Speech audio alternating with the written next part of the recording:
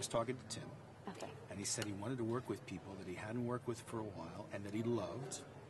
So what was it like to work with Tim again, and was that like a comfort level for you?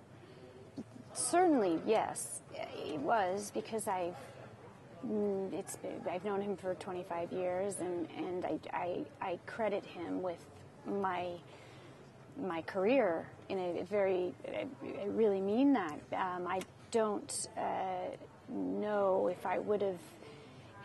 Acting was sort of a accident for me. I wasn't, I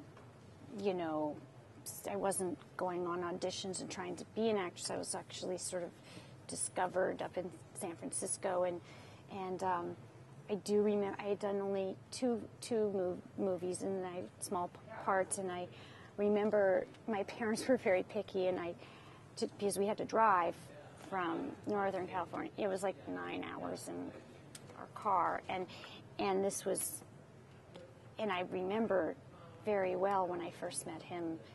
I was sitting and waiting to meet him, and this guy came in, and we're talking, and like talking about movies and like music, and like 25 minutes later, I'm like, do you know when this Tim Burton guy is gonna come? And he's like, oh, that's me. And I was like, oh, you and I had no idea that a director could actually be like just so cool, and like I would hang out with him anyway. You know what I mean?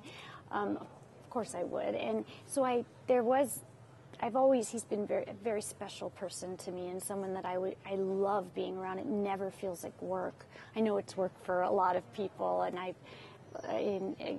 growing up in the movies, you realize how much work it is, and that when you're a kid, you kind of don't see all of those levels. But he is so special, and I think our relationship is, it's in a very strange way, it's the same, which is wonderful. And then but it's also, he has a family, and he's made so many movies, so prolific.